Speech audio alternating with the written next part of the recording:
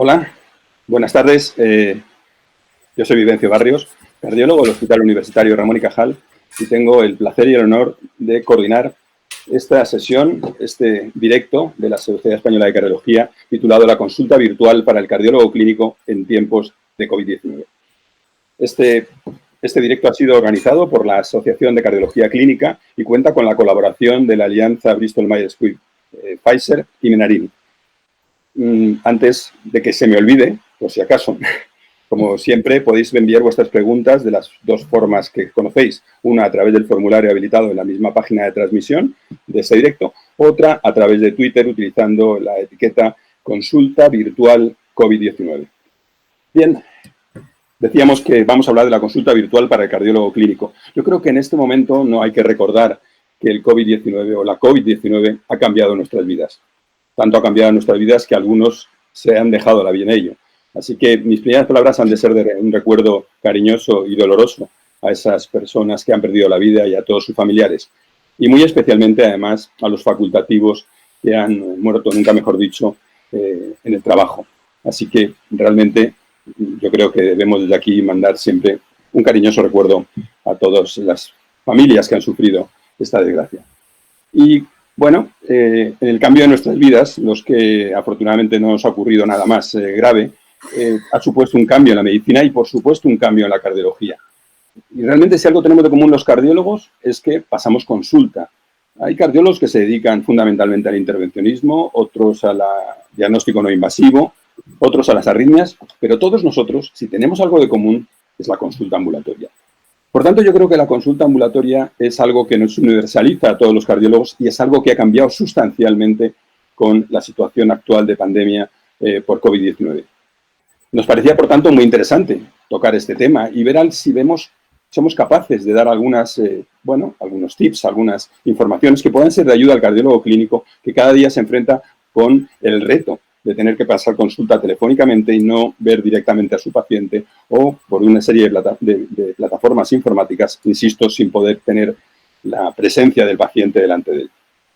Pues para ello contamos con tres ponentes de excepción, que además son personas que han trabajado y trabajan duramente en este campo y, por tanto, yo creo que conocen mejor que nadie cuál es la situación real, cuáles son los problemas, cuáles son las limitaciones y también cuáles son las ventajas que, por supuesto, tiene esta consulta virtual de la que ahora estamos siendo protagonistas.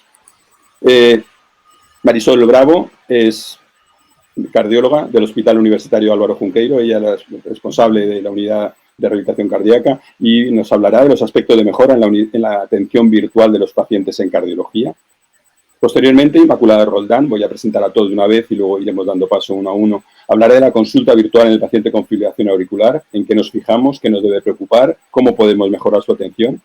Inmaculada Roldán, como sabéis, es cardióloga en el Hospital Universitario de La Paz y es la coordinadora del Grupo de Trabajo de Trombosis Cardiovascular de la Sociedad Española de Cardiología, grupo de trabajo adscrito a la Asociación de Cardiología Clínica.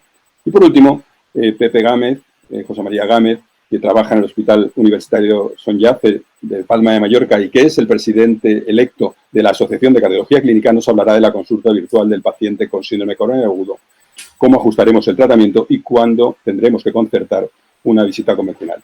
Tenemos ante nosotros un programa, yo creo, muy atractivo. Os pediré que realmente os ajustéis a los tiempos que tenemos programados, porque lo más importante va a ser la participación después y el debate. Aquí hay 2 médicos en fase 2 y 2 médicos en fase 1. Fase me refiero a la desescalada, como os podéis suponer. Y os pido para los participantes, para los que estáis al otro lado del ordenador, que paséis a la fase 4 y sea de intensa intervención y de intensa actividad para mandarnos cuántas preguntas puedan suscitaros estas presentaciones y cuántas dudas puedan tener vuestra práctica clínica. Sin más, Marisol Bravo, es tu tiempo para hablar de los aspectos de mejora en la atención virtual de los pacientes en cardiología. Gracias, Marisol. Muchas gracias, Vivencio. Voy a poner mi presentación.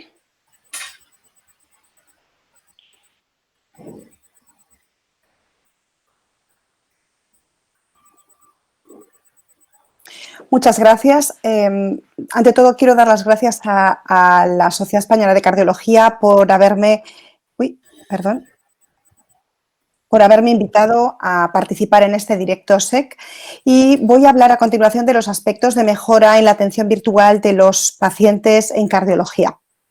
Estos son el esquema que vamos a ver en los próximos minutos. Hablaremos muy breve sobre lo que ha supuesto el marco epidemiológico y lo que conlleva en cuanto a la consulta virtual, los objetivos, las ventajas e inconvenientes que presenta, la estructura o la propuesta de estructura virtual, el flujo de pacientes y formas extraordinarias aparte de la consulta telefónica para que tenga lugar la atención virtual de nuestros pacientes. Con respecto al marco epidemiológico, me sumo completamente al comentario de Vivencio en cuanto a que es una pandemia que ha cambiado nuestras vidas por coronavirus COVID-19, es una enfermedad infectocontagiosa con una alta mortalidad y una alta contagiosidad, con más de 4 millones de contagiados en el mundo y más de 200.000 fallecidos, que ya en España ha dejado, aparte de más de 220.000 contagiados, ya lleva más de 27.000 fallecidos y con una implicación muy importante, un porcentaje muy alto de afectados en el personal sanitario.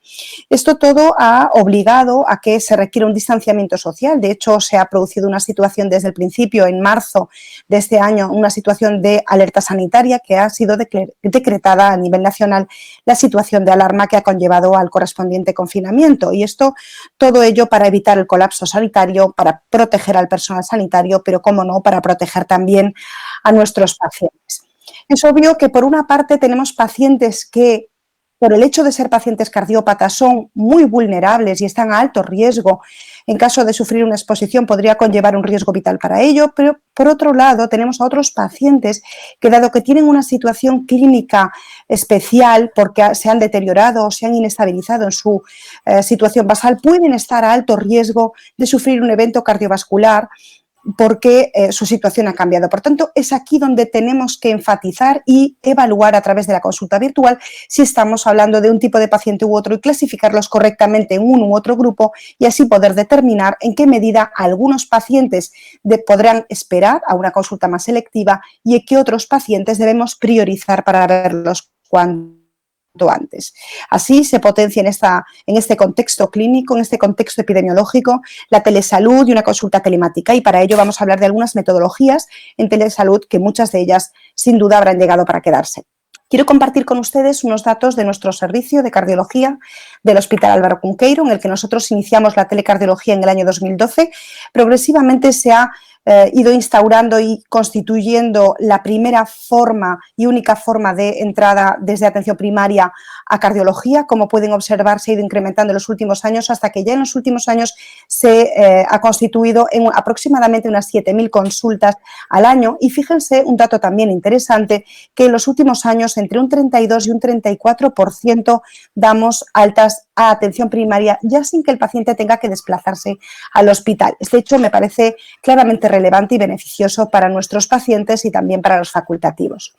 Quisiera compartir con ustedes también la evolución de nuestras consultas en el año 2019, el año pasado, en el que podemos observar, en aras de lo que estoy comentando, que ha habido 7.134 consultas en T0, que llamamos, que son consultas virtuales, de las cuales en un 34% de ellas, en 2.429 casos, se ha dado el alta al médico de atención primaria. Es decir, cuando digo darle el alta, hemos resuelto la duda del médico de atención primaria y hemos resuelto el problema generado por parte de este paciente. Y estos son datos que una actualización de esta mañana de nuestro servicio, donde hemos ido realizando desde marzo hasta el día de hoy consultas telemáticas, consultas telefónicas, y fíjense que evidentemente, como es de esperar, dependiendo del tipo de consulta, del tipo de monográfica, se generan resultados diferentes. Así tenemos que las consultas de alta resolución que se han llegado a hacer en más de 700 casos han sido resueltas no presencialmente pues en un 12%, porque obviamente falta, como veremos a continuación, pues una primera consulta presencial con ecocardiograma, pero en cambio en consultas monográficas de cardiopatía isquémica, donde ya se han visto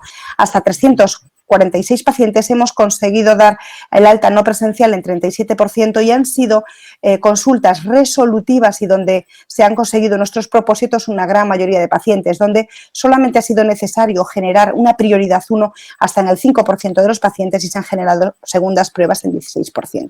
La mayor parte de las consultas de cardiooncología han sido presenciales por razones obvias, y en las consultas de arritmias generales también se han obtenido hasta un 58% de altas y hemos podido discriminar en qué casos era necesario hacer un seguimiento más prematuro o menos. Antes de continuar, me gustaría hacer algunas consideraciones en cuanto a la consulta telefónica. En primer lugar, se debe documentar la información de esta visita en la historia clínica, que aunque sea telemática, y además es útil describir que estamos realizando esta visita de forma telemática. Esto explicará por qué en ese comentario clínico no tenemos registrado ni el electrocardiograma ni la exploración física del paciente. Hemos de describir también que es una situación especial que nos lleva a esta consulta no presencial y recoger que el paciente consiente de forma tácita que la consulta en estas circunstancias se realice de esta manera y por esta vía. Si en algún momento existen dudas por parte del facultativo a la hora de tomar una decisión diagnóstica o terapéutica, deberá citarse presencialmente al paciente para que no sea esta forma de llevar a cabo la consulta la que pueda añadir más dudas en nuestro plan diagnóstico terapéutico. En cuanto a los diagnósticos de nuevo, en general van a requerir una visita presencial por razones obvias, porque necesitamos explorar al paciente y además la realización de pruebas específicas, tanto ecocardiográficas como de otro tipo, y no olvidemos el hecho de bloquear la identidad de nuestro teléfono cuando realizamos esas consultas telemáticas a través de nuestro móvil personal. En cuanto al segundo punto, ¿qué objetivos buscamos con los aspectos de mejora de esta atención virtual? En primer lugar, y por encima de todo, la seguridad de nuestros pacientes. Nosotros queremos averiguar cuál es el estado clínico actual de nuestros pacientes para discriminar esos dos grupos de pacientes a los que yo hacía alusión, cuáles están realmente a riesgo de tener un evento clínico de descompensación y por tanto debemos traer enseguida y cuáles pueden esperarnos. Y tenemos que trazar un circuito adecuado. Para ello, una vez que conocemos cuál es la situación actual del paciente, nos va a permitir priorizar, que este es el segundo objetivo que buscamos con esta atención virtual. Y en tercer lugar, buscamos que también sea resolutiva, para que pueda ofrecernos un valor añadido, porque si no sería algo fútil. Para resolverlo, por una parte, nos permitirá en algunos casos ya derivar al paciente a un seguimiento por parte de atención primaria, indicándole determinadas recomendaciones si es oportuno. Por otra parte, podemos dar el resultado telefónicamente de una prueba que el paciente estuviese pendiente y ya estuviese realizada, con lo cual, si el resultado es favorable, pues vamos a ofrecer mucha tranquilidad al paciente, y si no es favorable, le citaremos pues para continuar con el circuito y el plan diagnóstico y terapéutico que sea oportuno. Y por otra parte, existen algunos casos que se encuentran en revisiones en su periodo vulnerable, por ejemplo, en cardiopatía isquémica después de haber sufrido un síndrome coronario agudo en este primer año, en los últimos 12 meses, perfectamente bien y se encuentra asintomático y además tenemos la oportunidad de ver su analítica, podrá ser una consulta perfectamente resolutiva y efectiva. En cuanto a las ventajas y los inconvenientes que conlleva esta atención virtual, esta consulta telefónica, destacaría como ventajas, por una parte, que en este periodo precisamente evita la exposición, lo cual es tremendamente importante, pero además evita desplazamientos, reduce consumo de recursos, es capaz de solucionar, como acabamos de ver, en un porcentaje alto de pacientes y va a permitir el teletrabajo, lo cual no es menos importante en estas circunstancias, tanto en casos de cuarentena como en casos de conciliación familiar, también extraordinariamente importante. En cuanto a los inconvenientes que tiene este tipo de consulta, por una parte, podemos tener ciertas dificultades en tener la disponibilidad del paciente y en este sentido puede ser útil, como veremos a continuación, que la secretaria o bien una enfermera previamente contacte con el paciente para tenerle sobre aviso que vamos a contactar y esto facilite su disponibilidad. En segundo lugar, pueden existir dificultades de comprensión y también podría ser útil, si esto fuese así, problemas con pacientes mayores que tengan ciertos déficits de sensorial o que tengan hipoacusia, que tengan un familiar presente que les ayude a traducir de alguna manera o a interpretar nuestra comunicación. Como inconveniente, no permite el contacto visual y eso también es un problema porque nos inhibe a la hora de hacer una valoración de la comunicación no verbal, que es también extraordinariamente importante.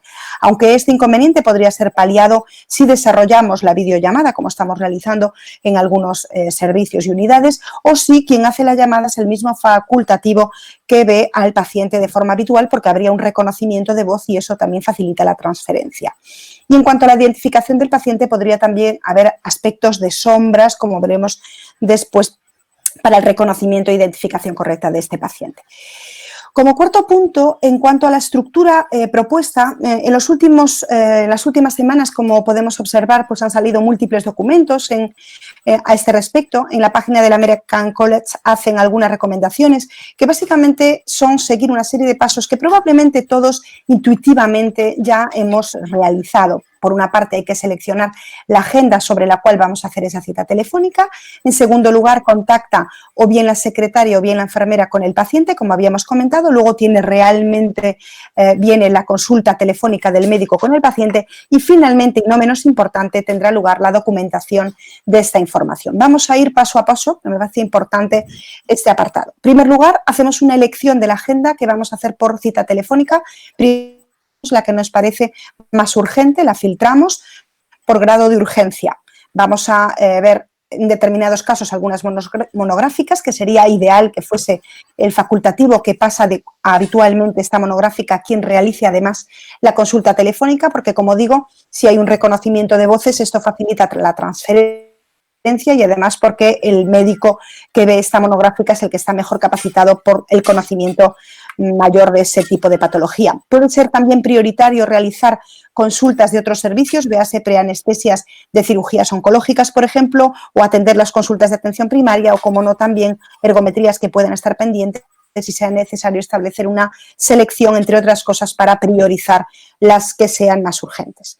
En segundo lugar, una vez que hemos seleccionado qué agenda se va a hacer la consulta telefónica, en segundo lugar, la secretaria o enfermera va a hacer una primera llamada, un primer contacto con el paciente, en el que va a informar al paciente sobre el día y hora aproximada en el que va a tener lugar la consulta telefónica, va a anotarnos el número disponible, porque a veces existen varios números de teléfono y perdemos cierto tiempo en buscar cuál es el número válido y el número correcto del paciente, y también va a avisar al paciente que si necesita tener algún familiar que le ayude y le dé apoyo en esa consulta, que esté a su lado, que tenga la medicación que está tomando preparada, o incluso en algún caso puede ser útil, véase por ejemplo en insuficiencia cardíaca o cardiopatía isquémica, que el paciente haya realizado previamente la analítica que tenía pendiente o vaya a la farmacia a verse la tensión arterial y frecuencia cardíaca o incluso pesarse, y que, dado que los pacientes suelen ponerse bastante nerviosos, que tengan anotadas las preguntas en un papel, los signos y síntomas que quieran consultarnos, y que a su vez tengan un papel y bolígrafo para las anotaciones que nosotros vamos a darle. El día que tiene lugar la llamada telefónica entre el médico y el paciente, obviamente nos presentamos de forma tácita, buscamos el consentimiento del paciente para esta consulta. Pensemos que en este caso, buscando la confidencialidad del paciente, nosotros podemos pillarle un autobús o trabajando o con otras personas y por tanto no sería adecuado hacer una consulta en ese contexto. Debemos decirle que va a tener lugar ahora la consulta telefónica, que si es buen momento, entonces el paciente de forma tácita lo acepta, y hacemos una anamnesis al uso. Sería bueno, para facilitar el contacto empático, pues hilar con la última consulta, pues si hubo un cambio terapéutico, preguntarle qué tal desde que se hizo tal cambio, o notificarle de alguna manera los resultados de la última prueba que se ha solicitado, porque de este modo el paciente se da cuenta de que realmente estamos con él, estamos en su caso y que conocemos perfectamente su historia clínica. En este sentido puede ayudarnos tener una plantilla, nos puede ayudar en hacer una anamnesis más estructurada y una especie de checklist para no olvidar nada, pues el tratamiento actual, la anamnesis, las constantes, si se las ha tomado. Hacemos un resumen del caso, qué tratamiento toma, muy importante la clase funcional, si tiene síntomas nuevos, si se ha tomado las biomedidas. Podemos observar en la historia clínica electrónica si el paciente ha acudido a urgencias o si ha tenido hospitalizaciones recientes o le han visto en otras especialidades. Podemos observar las pruebas que se han solicitado en la última visita e informar convenientemente al paciente sobre las mismas, o ver analíticas o electros más recientes desde la última visita. Fruto de toda esta información vamos a tomar un plan y vamos a tomar decisiones. Algunas veces incluso vamos a hacer cambios terapéuticos de los que informamos al paciente para que él los anote, y hacemos la prescripción farmacéutica ya en la farmacia para evitar que el paciente tenga que ir al médico de atención primaria para una prescripción fútil y evitar así tantos vaivenes de los pacientes, de tal manera que le indicamos cuál es el nuevo tratamiento y que vaya directamente a la farmacia para recogerlo. Asimismo, si hacemos la solicitud de pruebas o una nueva consulta monográfica, tenemos que informar convenientemente al paciente, y si en el caso de que le demos el alta y seguimientos a atención primaria, lo pondremos en la historia clínica con la recomendación oportuna. Pues, por ejemplo, en el caso de los isquémicos, pues electrocardiograma anual o la analítica en función de lo que se requiera. Es muy importante este quinto paso, en el que tiene que documentarse perfectamente todo lo que hemos hablado con el paciente durante esta consulta. Esto va a ayudar muchísimo a la continuidad asistencial, porque si el paciente olvida alguno de los pasos o alguno de los contenidos que nosotros hemos hecho, siempre podrá ir al médico de atención primaria, imprimirle incluso nuestras anotaciones o bien informarle de las mismas. Comparto con ustedes una plantilla, que puede ser cualquier otra plantilla a gusto de cualquiera de nosotros, pero que nos permita, aparte del encabezado de cuál es la situación que nos ha llevado a esta consulta virtual, pues de alguna manera podemos ir estructurando para hacer un checklist, como les comentaba. Fruto de esta consulta y de esta atención virtual va a salir un flujo de pacientes, o bien le daremos el alta a atención primaria con unas recomendaciones, o bien solicitaremos nuevas pruebas, o bien haremos una consulta monográfica y debemos escribirlo y solicitarlo.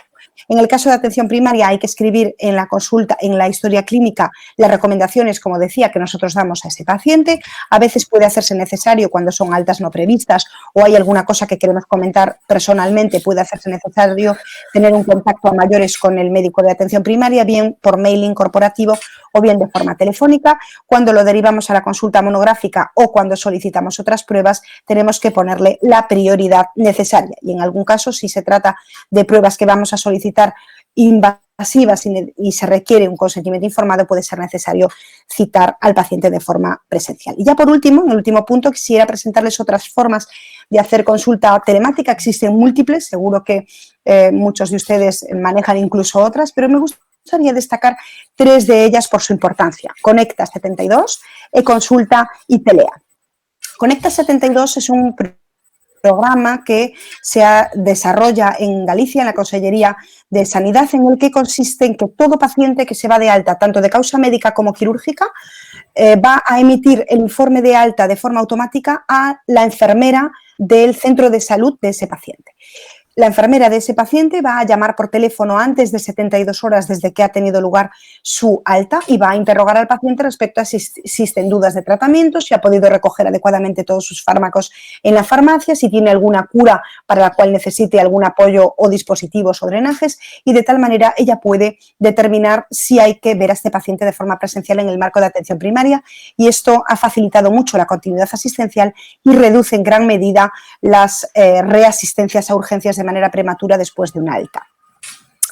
En segundo lugar, quisiera destacar la ecardiología, llamada previamente telecardiología, que aún seguimos llamando históricamente hablando, pero que ha venido a llamarse ecardiología para diferenciarla de la telemedicina, que es la transmisión por control remoto de los dispositivos.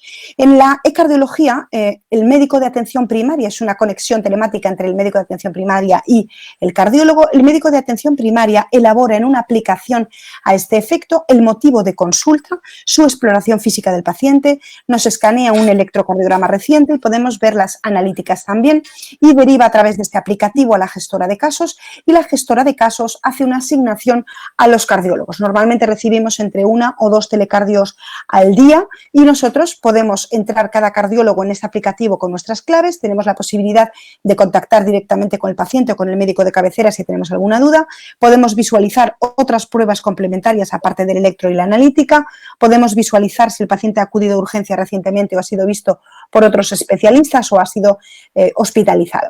Y fruto de toda esta información vamos a emitir un juicio clínico o un problema y un plan. Dentro de ese plan, o bien resolvemos la consulta que tenía el médico de atención primaria y dejamos los seguimientos ya en atención primaria, que en nuestro caso, como digo, ronda el 32-34 pacientes, 34% de todas las consultas, o bien solicitamos una prueba y una consulta presencial, que ya va incluida con esa prueba, que sería una consulta de alta resolución, normalmente con eco, o bien, en algunos pocos casos, puede ser necesario derivar al paciente a urgencias o bien ingresarle.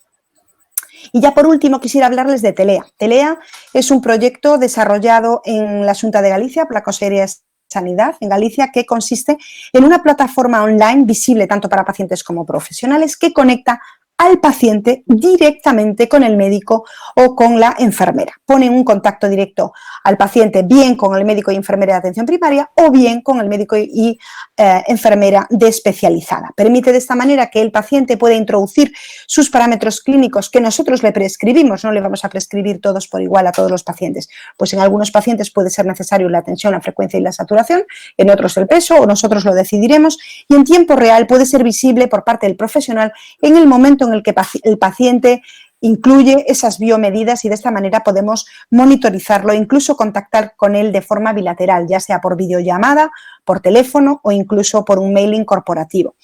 Telea es sin duda un nuevo modelo de gestión de cronicidad, es una plataforma que permite el teleseguimiento de pacientes crónicos en su domicilio y que va a permitir conocer el estado de salud de estos pacientes crónicos y poder adelantarnos así a posibles problemas y que en este marco epidemiológico, desde luego, nos ha venido estupendamente para potenciar su desarrollo. Están activados a día de hoy varios perfiles, la diabetes, la hipertensión, el EPOC, la insuficiencia cardíaca y acabamos de desarrollar también rehabilitación cardíaca que va a ser tremendamente útil.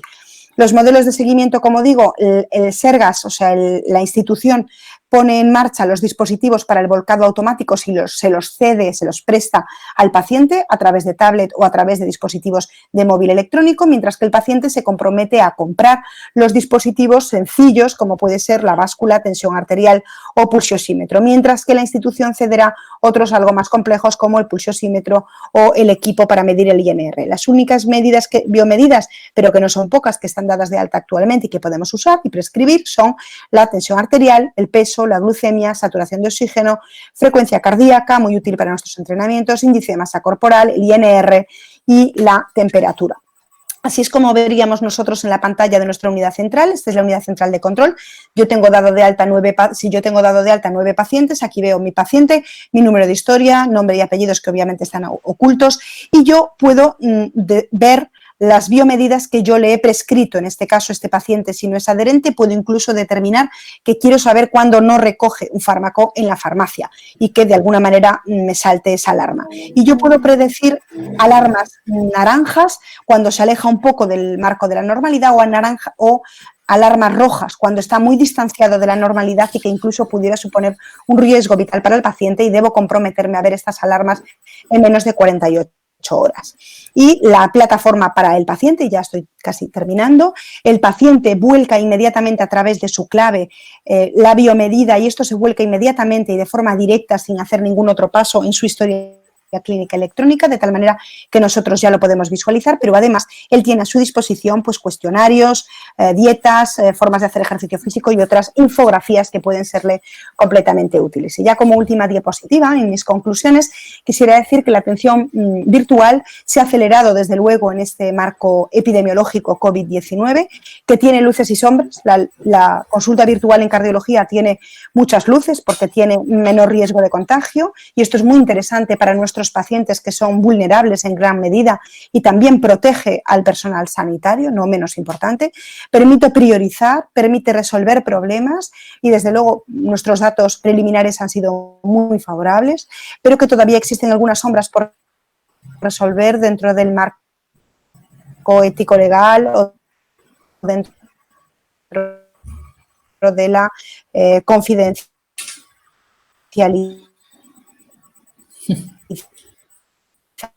Lo que quería comentar. Muy bien. Bueno, muchas gracias, Marisol. Hola. Yo creo que al final se perdieron unas palabras, pero realmente yo creo que la presentación ha quedado muy completa. Y yo creo que si algo nos ha enseñado esta presentación, primero, que la consulta virtual es mucho más que una llamada telefónica. Y segundo, que realmente no es una técnica que podamos aplicar solamente, o que debamos aplicar solamente ahora, sino que tiene un futuro realmente prometedor y realmente la medicina cambiará a partir de ahora en base a esta historia. Antes de nada quisiera recordar que si alguien se conecta ahora, este vídeo va a quedar colgado en la página web de la sociedad, por tanto podrá consultarlo luego de forma íntegra cuantas veces quiera. Y incluso si le gusta mucho puede verlo 2 y 3 veces. Estará invitado a ello. Bien, gracias Marisol. Y pasamos ahora a Inmaculada Roldán. Inmaculada Roldán, ahora vamos a hablar de diferentes contextos clínicos y el contexto clínico en el que Inmaculada Roldán es una absoluta experta, aparte de ser una cardióloga absolutamente integral desde el punto de vista de la cardiología clínica, es de la fibrilación auricular. Inmaculada, ¿cuál es la situación de la fibrilación auricular con la nueva situación de la teleconsulta? Bueno, mientras me luzco poniendo esto, que me ha costado mucho trabajo aprenderlo, Iré dando las gracias por haberme invitado a estar con vosotros y con todos los que nos estén escuchando en esta sesión tan absolutamente interesante y, por cierto, pertinente. Me uno a las palabras de Vivencio y de, obviamente, Marisol con respecto a lo que ha supuesto esta pandemia y la pena por la situación de muchos familiares y de amigos y de personal no conocido que ha visto fallecer a sus pacientes. Y quiero por último decir que estoy absolutamente orgullosa de todos mis compañeros, y mis compañeros van desde Asturias hasta Melilla, que han estado en primera línea y que han hecho que yo no lo esté, aunque haya trabajado mucho en consulta telefónica. Efectivamente, yo no tengo la suerte de tener la experiencia de Marisol, he aprendido muchísimo de ella y tengo que decir que lo que yo voy a contar ahora se ha improvisado prácticamente para solucionar el tema durante esta pandemia. Se me ha encargado optimizar la consulta telefónica del paciente con FA y vamos a ver si entre todos llegamos a un acuerdo. Los objetivos yo creo que son en qué me debo fijar en este tipo de consulta, qué debo conocer cuando voy a tratar telefónicamente a un paciente que tiene FA, qué me debe preocupar en esa visita y, por último, cómo puedo mejorar su atención. Lo que debo conocer de entrada es que mi consulta telefónica no puede alejarse del estándar de excelencia establecido en una consulta presencial y, por tanto, tratar el proceso de FA como está establecido por la SED como SED excelente. Es decir, yo tengo que tener acceso a una historia clínica electrónica donde esté toda la documentación, la historia clínica del paciente, la exploración y las pruebas básicas que exige el proceso de FA. Debo clasificar la clínica de este paciente en atención a la clasificación de la ERA. Debo especificar claramente qué tipo de FA es la que tiene el paciente o le estoy diagnosticando. Debo saber su riesgo trombótico con el CHAS-VAS y su riesgo hemorrágico, o bien con los factores de riesgo hemorrágico, o sigo pensando que la más efectiva es la escala Hasbled. Y debo conocer al menos una analítica básica que comprenda un hemograma, una función hepática y renal, y tengo que saber que ese paciente tiene que tener un eco transtorácico al menos en los primeros 6 meses de ver a ese paciente. Después tengo que saber decidir 2 entidades claves en este proceso, y es, ¿voy a hacer estrategia de control del ritmo o de la frecuencia? ¿Voy a anticoagular al paciente con alto riesgo tromboembólico, sin lugar a dudas? Y debo tener un acceso fácil a un módulo de prescripción para hacerlo en el mismo momento en que ese paciente diagnosticado contacta con un médico. Y debo saber que este proceso debe evitar, como ningún otro, la variabilidad clínica, teniendo una vía común de FA y un protocolo que se adapte a las guías de práctica clínica. Esta es la vía clínica que está establecida de excelente por la Sociedad Española de Cardiología y que, por tanto, creo oportuno que todo el mundo aplique. De ella quiero señalar, por lo que va a venir a continuación, que existe un flujo clarísimo de pacientes desde primaria, urgencias o del primer contacto médico hacia el cardiólogo y del cardiólogo de vuelta al médico de familia o donde deba ir el paciente. Por ejemplo, en contadas excepciones a electrofisiología, que no se hagan ilusiones los ablacionistas, y que desde luego lo que sí que tiene que haber es un registro electrocardiográfico absolutamente diagnóstico del proceso FA. Después tenemos que tener un protocolo de anticoagulación según las guías, donde no debemos nunca olvidar, nos encontremos en la circunstancia y en el país que nos encontramos, que los anticoagulantes directos son de primera elección. Muy bien, ya estoy situada en la consulta telefónica. En mi caso fue de un día para otro. Se establece la pandemia y se establece que quedan absolutamente evitadas las consultas presenciales y tuvimos que adaptarnos. La mejor manera de adaptarse a una consulta en modalidad telefónica a la FA es tratar de cumplir lo mismo anterior, pero a través del teléfono.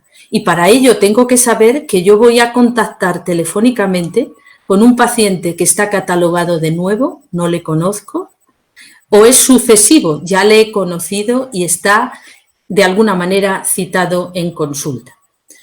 Pues bien, cuando el paciente es nuevo tengo que saber que probablemente o esté anticoagulado por su médico de cabecera, que sería lo normal porque es el primer contacto médico, o no. Pero sé sobre todo que no voy a tener la disposición de explorarle y esto para un médico es fatal, pero vamos a ver cómo lo solucionamos.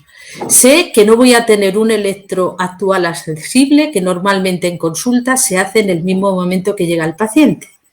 Y puede que tenga un eco transtorácico, pero tengo que asumir que posiblemente no va a estar disponible.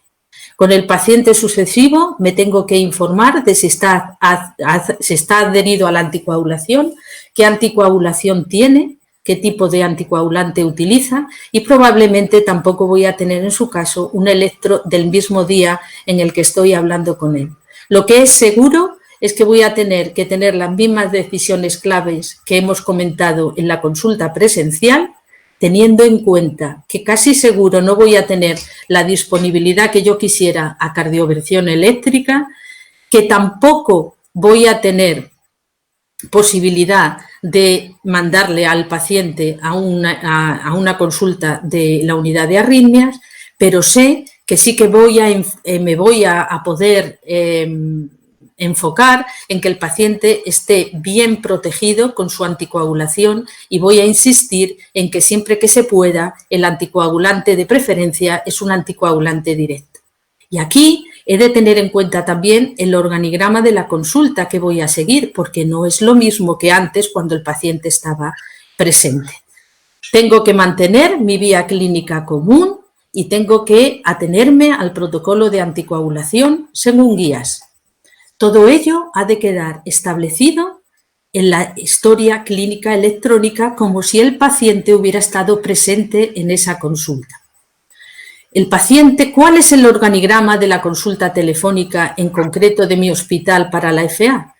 Pues desde el primer momento fue que nuevos revisiones y resultados la consulta iba a ser telefónica. No pasamos por una fase de transición, fue directo. ¿Y qué es lo que tiene que hacer este organigrama? Pues tener en mente siempre que con mi historia clínica y con mi actuación anterior voy a tener que valorar la gravedad del paciente. Y en ocasiones, bien es verdad que en este tiempo solo ha sido 2 veces, ese paciente ha tenido que ser enviado de todas las maneras a la urgencia del hospital. Ha habido pacientes que he tenido que decirle que voy en un mes a contactar con él otra vez por seguimiento telefónico, que por cierto es otra medida que a lo mejor debemos establecer en el futuro. Y otros pacientes que sin embargo me ha parecido oportuno que deberían tener una consulta presencial con todas las medidas de seguridad sanitarias establecidas. Por otra parte, ha habido la suerte de que se ha podido programar una revisión presencial tentativa en 6 meses, 1 año, donde se le ha enviado al paciente un informe y una citación vía historia clínica, en el caso de Madrid, el llamado HCIS, aunque los sanitarios lo llamamos HCISCO. Y en otras ocasiones el paciente se ha llevado un informe de alta con control por atención primaria, indicando además que si el médico de familia tiene alguna duda, tiene a su disposición la interconsulta para volver a contactar con el cardiólogo. ¿Qué debe preocuparnos? Era el otro objetivo.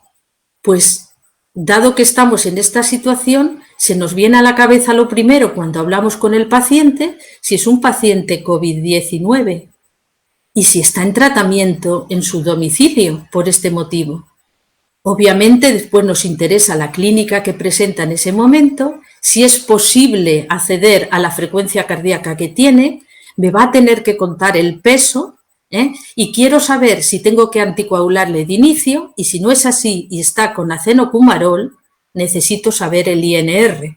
Además, voy a buscar en mi historia clínica electrónica una analítica básica y me he tenido que conformar con una de 6 meses o 1 año, buscando el hemograma y plaquetas, las enzimas hepáticas y, desde luego, el aclaramiento de creatinina.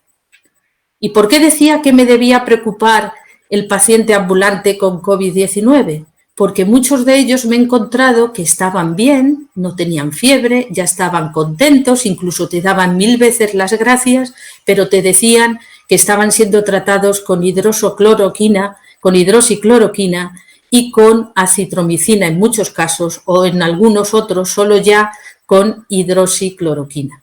Con lo cual, afortunadamente, David Vivas y el grupo de trombosis tuvo a bien publicar esto en la Revista Española de Cardiología y nos ha ayudado a comprender las interacciones de algunos fármacos de anticoagulantes directos que, vuelvo a insistir, son los prioritarios para tratar a estos pacientes en su domicilio y saber cuál era el más idóneo en este caso.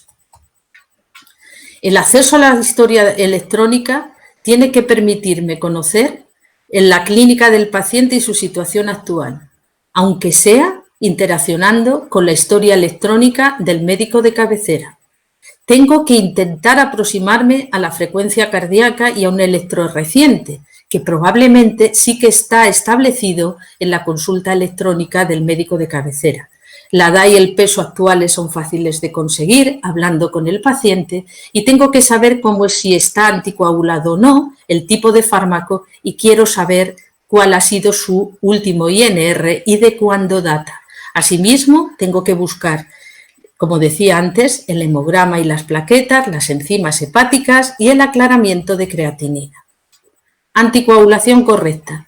No me canso de decirlo. El paciente de inicio, y siempre que no tenga una contraindicación clara, debe tener un anticoagulante directo. Clase 1A. Cuando el paciente está con acenocumarol, con una antivitamina K, ¿le tengo que cambiar un anticoagulante directo en esta situación? Quizás en todos, pero además, si tiene un TTR menor del 65-70%, las guías me dicen que puedo hacerlo y debo hacerlo. El inicio y el cambio debe hacerse siempre de acuerdo a guías. Y durante la pandemia, los visados de muchas comunidades han sido preautorizados, con lo cual, tanto el cambio como el inicio no ha tenido justificación posible para no hacerlo con un anticoagulante directo. ¿Y por qué ha sido esto?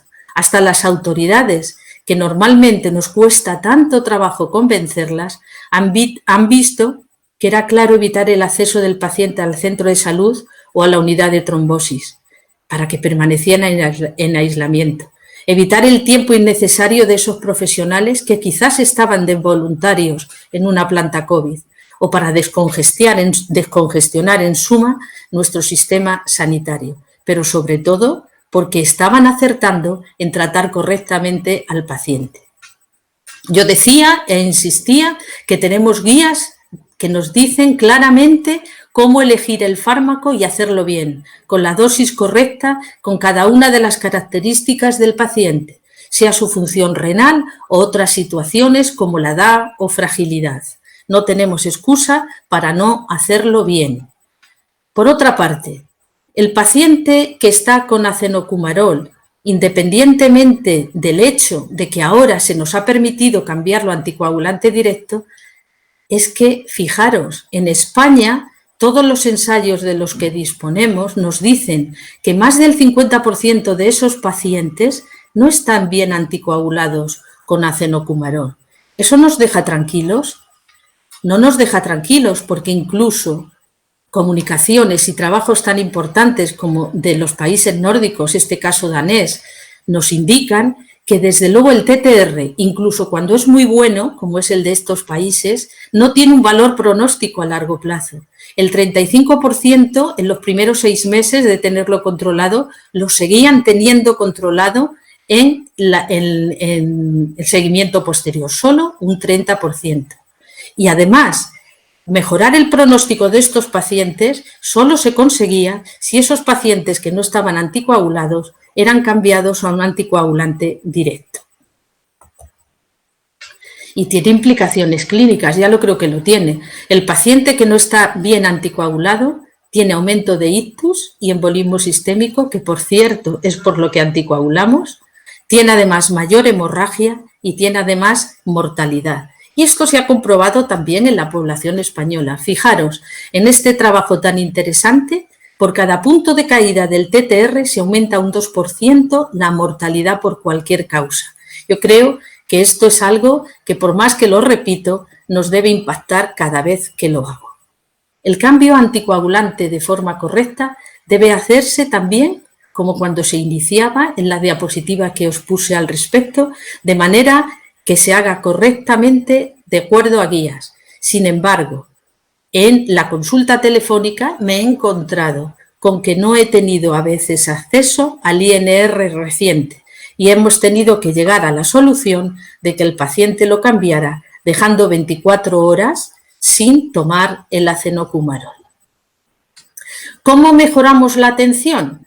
Pues de lo anterior se deduce que teniendo acceso a una documentación, incluido un escáner del electro, el INR y una alarma sería deseable del TTR en una historia clínica electrónica, a ser posible común a todo el territorio nacional. Tengo que tener la posibilidad de visualizar la historia clínica de primaria muy ágilmente y tener acceso a interconsulta electrónica. Tengo que tener acceso a un módulo de prescripción que sea igual en el territorio nacional y tengo que aceptar que para hacer bien una consulta de FA, sea de forma presencial o telefónica, tengo que hacerlo como dicen las guías de excelencia de la Sociedad Española de Cardiología. Y desde luego debo anticoagular correctamente a mi paciente y eso es de acuerdo a guías con prescripción libre de anticoagulante directo. Además, tengo que saber que mis pacientes pueden estar sometidos a indicadores de calidad, entre los cuales 7 son los establecidos y los tenéis en la diapositiva y deben cumplirse cada vez que alguien quiera revisar esa historia. Cualquiera de estos puntos, que por cierto se han puesto los números como a ellos les ha parecido, porque estaban correctamente puestos, pueden ser aplicables en una consulta. De hecho, Marisol nos lo ha demostrado y desde luego debería ponerse en práctica en adelante. Os voy a dar 2 ejemplos reales de consulta telefónica y me quiero adelantar, no se me vayan a venir encima nadie, que he puesto también dabigatran y que he puesto rivaroxaban en muchos pacientes. Este es un paciente varón de 82 años de edad que resultó ser no COVID, estaba en grado funcional 1, era hipertenso diabético y me comentó que tenía un peso de 72 kilos. Su CHAS-VAS era de 4 y su Hadley detrás. Y curiosamente, siempre algo te sorprende, este paciente no estaba anticoagulado. Conseguí visualizar un electro en la historia del médico de atención primaria de 2 meses antes, donde tenía una FA controlada. De hecho, tenía un aparato de tensión, le pedí que se la tomara y que me leyera la frecuencia, 72 latidos minuto, y pude encontrar un aclaramiento de creatinina de hace un año de 48 mililitros minuto. Además, tuve la suerte de que tenía un eco de 2017, en este país tiene un eco casi todo el mundo, y no había patología estructural cardíaca. Decidí en ese mismo momento y le expliqué y le mandé un informe que debería tomar apisaban 5 miligramos cada 12 horas porque esa era la dosis correcta.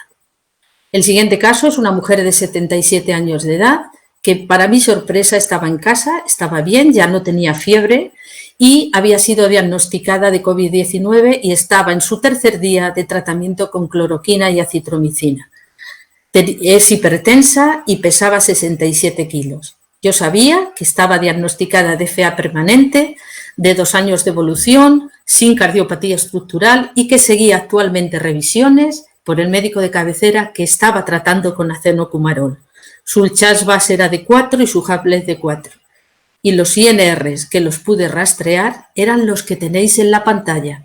Sin embargo, no había habido ningún cambio anticoagulante directo. Esto es una negligencia profesional que debemos asumir en todos los casos. Su aclaramiento de creatinina era de hace 6 meses, 45 mililitros minuto.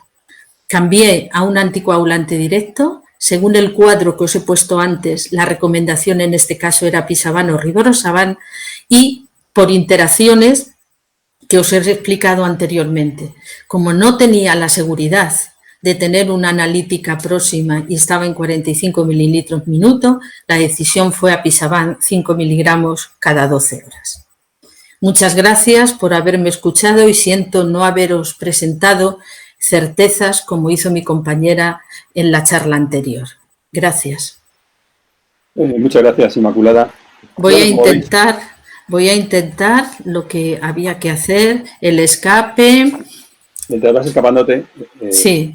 Inmaculada, muchas gracias por lo que nos has contado. Yo creo que esto revela la realidad que hemos vivido, y es que una gente ya tenía un entrenamiento. Marisol nos ha contado la experiencia previa de una consulta telemática, de una telemedicina, y sin embargo, Inma nos ha dicho que ella se encontró de repente, bruscamente, con este problema. Realmente COVID-19 nos ha hecho readaptarnos de una manera tan rápida que no nos ha dejado ni pensar, y en este caso, pues como el de muchos, fue enfrentarnos directamente a una consulta telefónica o una consulta telemática cuando no teníamos ninguna experiencia. Me quedo con el concepto de no perder nunca la excelencia de la calidad asistencial. Y si anteayer se habló de insuficiencia cardíaca e Inma nos ha hablado de fibrilación auricular, evidentemente la tercera gran cardiopatía que nosotros manejamos en la consulta ambulatoria es la cardiopatía isquémica. Y ahora le corresponde a Pepe Gámez hablarnos entonces de qué ocurre en un paciente tras síndrome coronario agudo con la nueva consulta no presencial. Muchas gracias, Vivencio. Buenas tardes. Quiero dar las gracias. Vamos a ver si consigo abrir la presentación.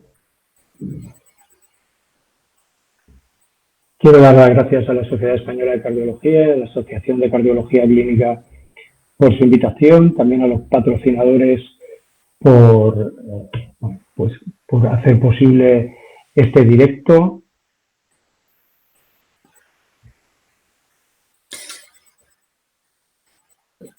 Presentar ahora. Bueno, muy bien.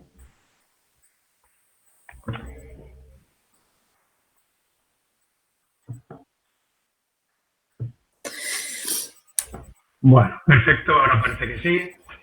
También quería sumarme a las condolencias, al pésame que ha transmitido Vivencio, mis compañeros, pues a toda la gente que ha sufrido por esta pandemia.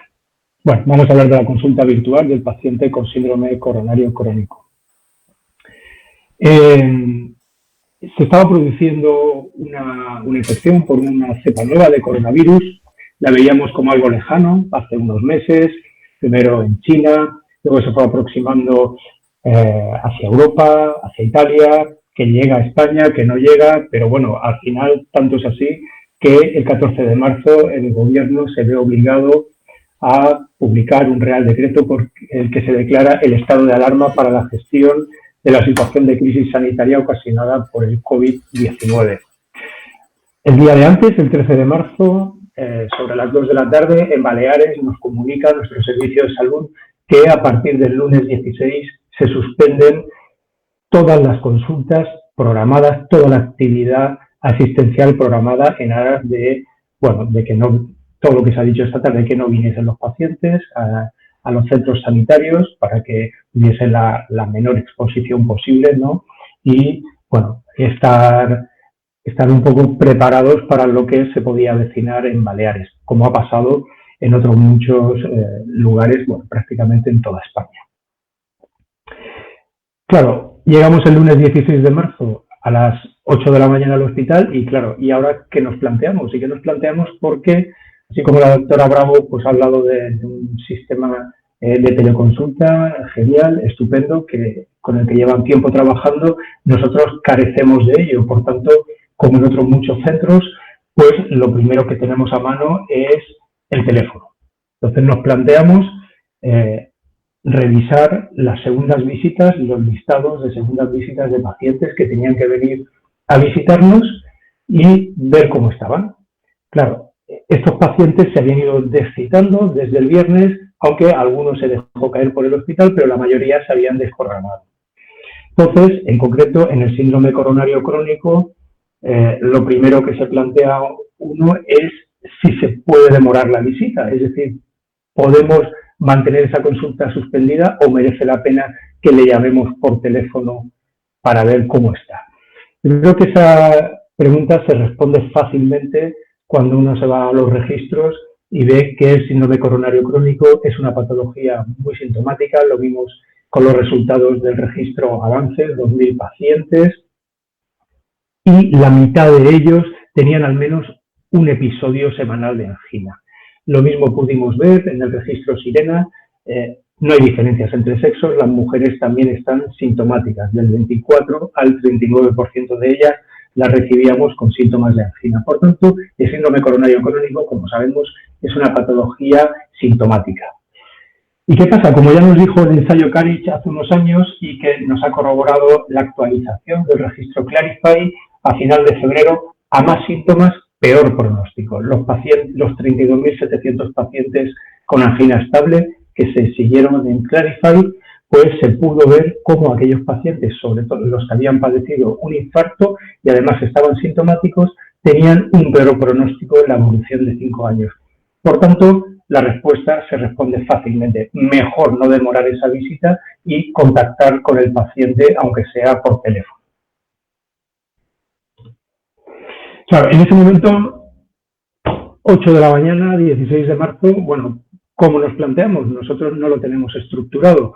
Yo hice como siempre, saqué mi libreta de notas y esbocé un poco lo que yo consideraba que no se me podía olvidar en base, pues como ha comentado Inmaculada, a base de lo que dicen las guías, lo que dicen los procesos de SEC primaria. Básicamente es esto lo que debo revisar, es decir, ver si el paciente está estable, si hay una estabilidad del síndrome coronario crónico, si hay síntomas, dolor torácico, disnea, centrarme también en la prevención secundaria, están controlados los factores de riesgo, la adherencia al tratamiento y luego plantear, pues igual que en una consulta presencial, si debemos hacer algunos cambios, es decir, si ha de modificar nuestra actitud clínica o terapéutica en medicación, ver si precisa una coronariografía o ver si ese paciente debemos remitirlo a la consulta presencial.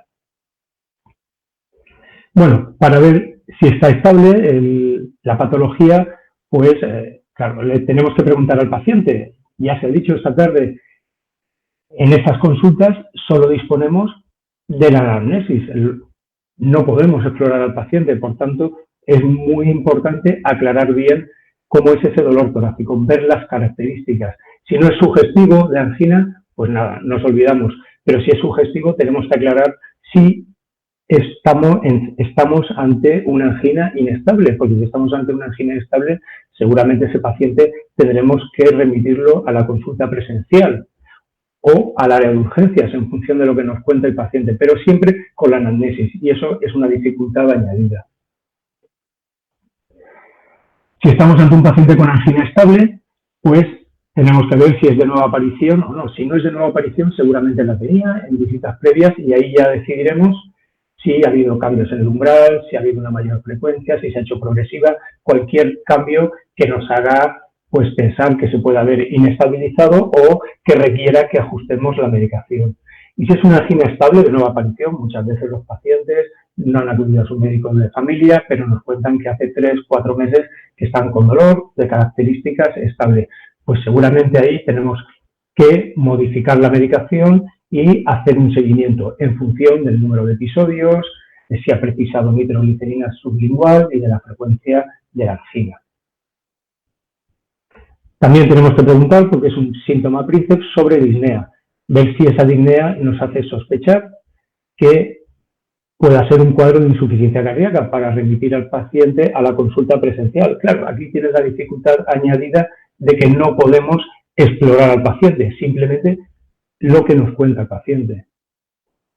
En cuanto a las pruebas complementarias, pues, como ha comentado Inmaculada, no vamos a disponer de un electrocardiograma en todos los casos. Por lo tanto, tendremos que decidir, si no disponemos de él, si lo podemos hacer de manera diferida, se lo haga en el centro de salud dentro de un tiempo, que lo revise su médico de familia, y si lo necesitamos ya, pues habrá que remitir al paciente al centro de salud o al hospital para ver ese electrocardiograma y ya ver al paciente.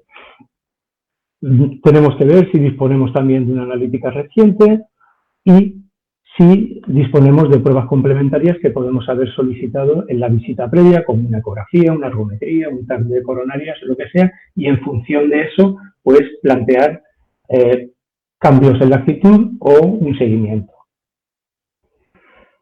En cuanto a prevención secundaria, pues bien, aquí debemos preguntar sobre los factores de riesgo cardiovascular, como hacemos en consulta. Es muy importante saber cómo tiene la presión arterial. La mayoría de pacientes están formados en la automedición, en el AMPA, igual que pues te traen el listado de las tensiones a la consulta, nos tendrán que decir por teléfono qué presión arterial han tenido, qué frecuencia cardíaca, si la han sabido tomar.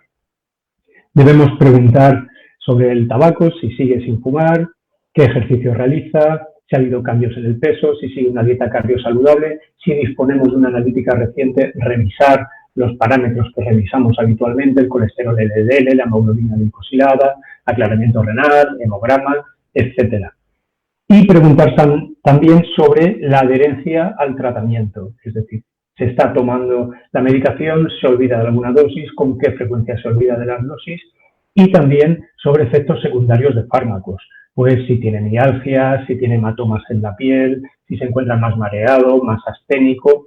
Claro, todo con la anamnesis, porque como hemos dicho, no podemos ver a ese paciente, no podemos explorarlo, y eso es una limitación de estas consultas, obviamente. Y después nos plantearemos si debemos hacer cambios en el tratamiento. Un aspecto importante es que esos pacientes que están con doble antiagregación debemos revisar en la historia si deben completar, si ya la completan, y debemos informar cuándo deben terminarla, o si presentan pues unas características anatómicas con indicación de mantener esa doble antiagregación más allá del año, recordar solo al paciente. Por supuesto, de todo esto hay que dejar nota en la historia clínica, como ya se ha dicho hasta ahora, o en la receta electrónica de farmacia también. En caso de que el paciente tenga angina estable, habrá que modificar la terapia antianginosa y bien modificar o bien añadir algún fármaco nuevo y después dejar constancia en la receta electrónica y decirle al paciente pues que se tome la presión arterial, la frecuencia cardíaca para monitorizar potenciales efectos secundarios. Después necesitará un seguimiento, tendremos que volver a llamarle para ver cómo sigue, o yo también les he dado el correo electrónico para que el paciente pueda comentarme al cabo de unos días cómo se encuentra. Tenemos que ver si debemos modificar la terapia hipolipemiante, antidiabética, y plantearnos también si precisa una coronariografía en caso de que el paciente tenga angina estable. Bien, yo creo que llegados a este punto, hablando de la coronariografía, merece la pena que recordemos brevemente el ensayo Isquemia, que se ha visto ensombrecido por su publicación coincidiendo con COVID, y lo hemos podido ver incluso en las redes sociales, que no ha tenido la repercusión que muchos esperábamos por motivos obvios. El ensayo Isquemia puede suponer un cambio de paradigma que además tiene mucho más sentido en la situación de pandemia que estamos viviendo. Parte de la hipótesis de que si en pacientes estables con isquemia moderada o grave existe beneficio al realizar una coronariografía y si es factible la revascularización, además de la terapia médica óptima. Este es el diseño: 5.779 pacientes con síndrome coronario crónico.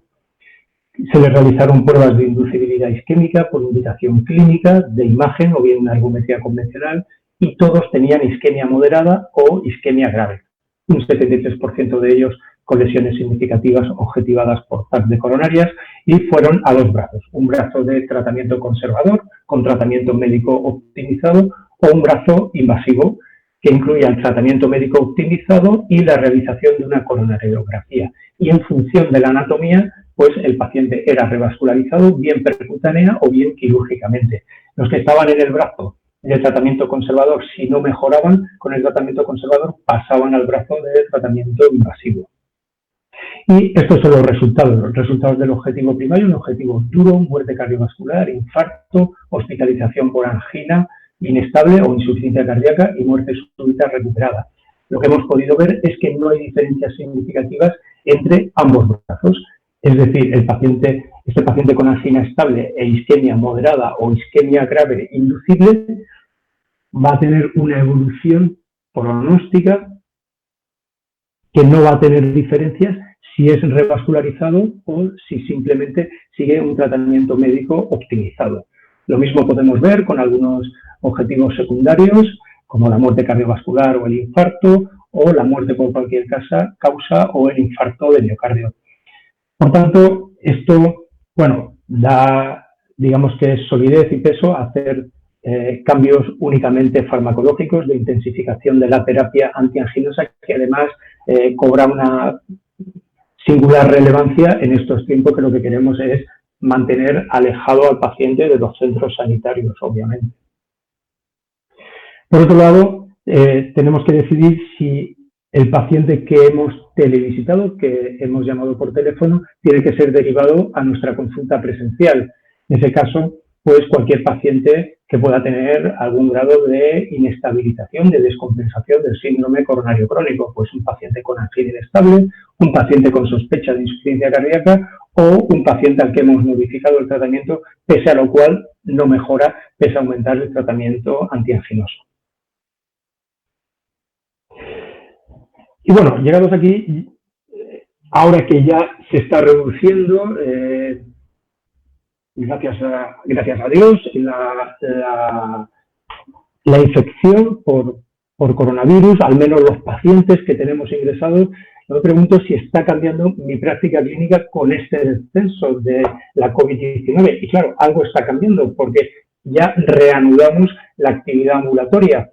Lo que pasa es que la reanudamos con un incremento en el tiempo de consulta. Se están incrementando también las consultas de alta resolución en aras de que el paciente solo venga una vez en caso de que tenga que venir, y lo que estamos haciendo es un triaje de las consultas sucesivas. Un triaje que nos permite clasificarlas de una manera muy sencilla en consultas preferentes, consultas ordinarias y un grueso de consultas telemáticas, que vamos a seguir haciéndolas de manera telefónica.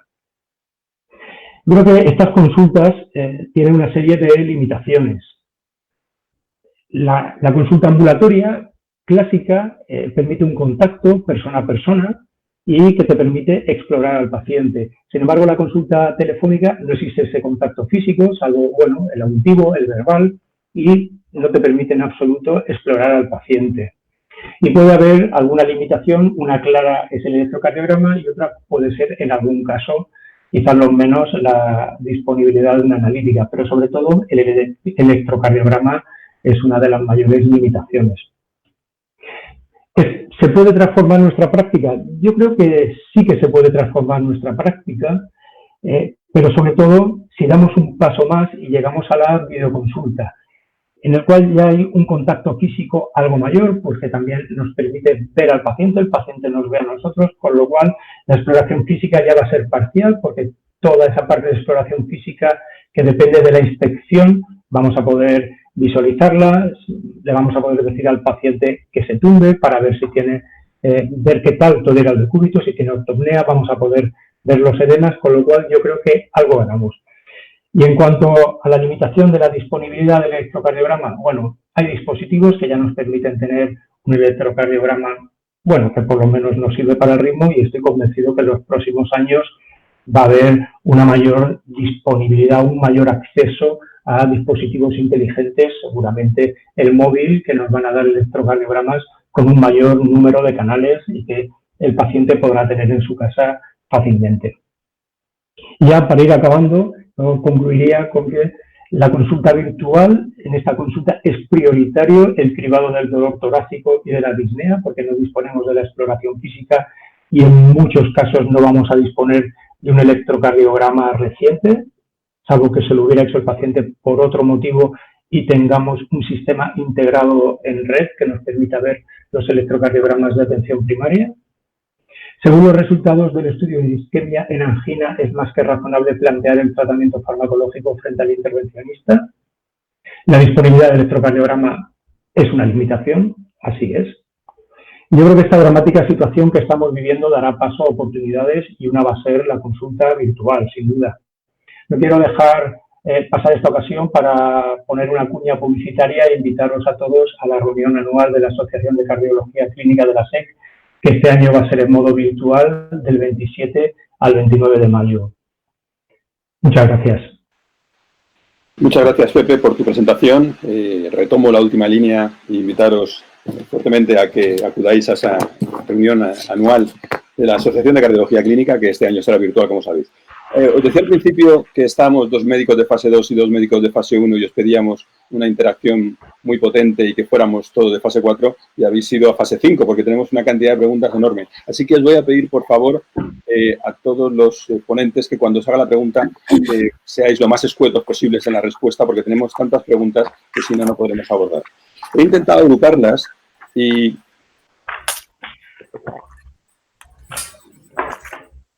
como decía, como estábamos hablando en el orden, primero empezó Marisol, pues las preguntas a Marisol, bueno, por ejemplo, hay una pregunta que viene muy interesante que decía, el otro día en el periódico Las Provincias aparecía un artículo cuyo titular era "Los médicos ya no quieren vernos". Y esa pregunta viene a colación de ¿cuánto de bien aceptado es la consulta telefónica? Y si es igual de bien aceptado por todo el mundo o no, en el contexto también sociocultural y probablemente también etario, probablemente de la edad de los pacientes. En mi experiencia es muy bien aceptado por parte de los pacientes. ¿Se oye bien? Sí. ¿Se escucha bien? Sí, sí. Sí. En mi experiencia es muy agradecido por parte de los pacientes porque muchísimos tienen miedo y no quieren exponerse. Sí que también es verdad que cuando el paciente no se encuentra bien, en cuanto le propones, le querría ver, pues ya. O sea, que en ese sentido yo creo que depende muchísimo de nosotros, por ser muy concreta, el que nosotros evaluemos correctamente que el paciente esté en una situación verdaderamente estable o no. El que está bien y estable no quiere venir y el que realmente se encuentra inestable debemos traerlo y agradece acudir. Pero muchos, de hecho yo esta misma mañana he hecho consulta telefónica y en un caso el paciente no está bien y me ha llevado muchísimo tiempo convencerle de que venir a urgencias no es el mismísimo demonio lo que se va a encontrar. Quiero decir que a veces el paciente tiene miedo a algo y no tiene miedo a una situación de inestabilidad que puede acabar produciéndole más daño. Y de la mano también de esa respuesta, de la buena aceptación, ¿cómo conviven la consulta presencial y la consulta telefónica? Hay mucha gente que nos dice, ¿en qué pacientes estaría, entre comillas, contraindicado una consulta telefónica? ¿Y en qué pacientes es obligado una consulta telefónica, o bueno, obligado, o por lo menos recomendable una consulta telefónica en lugar de presencial? Una consulta telefónica en un paciente para hacer un diagnóstico de novo yo creo que es pobre, porque si realmente es un paciente, depende un poco del motivo de consulta, pero en general en las consultas de alta resolución nos gusta pues ver si ese paciente, descartar que tenga cardiopatía estructural, hacer un electro, hablar con el paciente, porque muchas veces al médico de atención primaria le cuenta el dolor de una manera, a nosotros nos lo acaba contando de otra y ya no digamos si se mete un teléfono por el medio. Yo diría que si nosotros nos cabe alguna duda, y creemos que vamos a ganar y esclarecer esa duda trayéndonos al paciente a la consulta, entonces merece la pena. Si nosotros creemos que porque el paciente está asintomático, porque no va a añadir más valor el hecho de que venga y le hagamos un electro de rutina, pues yo creo que la consulta telemática es perfectamente válida. Mientras que en el primer caso, si hay dudas, yo no me quedaría tranquila, recitaría al paciente. Y ya no digamos si está inestable, claro. Y ya para acabar contigo, antes de pasar a otro bloque, hay una pregunta que nos viene directamente de Colombia. Nos dice, mire, nosotros no tenemos la opción de hacer un seguimiento con signos vitales o examen físico, como tienen ustedes con el programa este que han contado. Entonces, ¿cómo podemos validarnos o cómo realmente nos puede ser útil una consulta telemática? Sí, puede ser útil porque yo no tengo tampoco dados de alta a todos los pacientes en Telea porque eso tiene un número muy concreto, ¿no? Pero yo sí puedo decirle al paciente, de hecho lo he hecho así, yo sí puedo decirle al paciente, ¿tiene usted una farmacia cercana a la que pueda acercarse, tomarse una tensión, ver la frecuencia cardíaca, pesarse, ver su glucemia? Y entonces yo le volveré a llamar mañana y me dice cómo es sus parámetros. Es decir, que no siempre se necesita Telea. A veces nos olvidamos de que la farmacia de al lado de casa pues también es útil y ya no digamos la enfermera del centro de salud. Muchas gracias, Marisol. Preguntas para el bloque de Inma.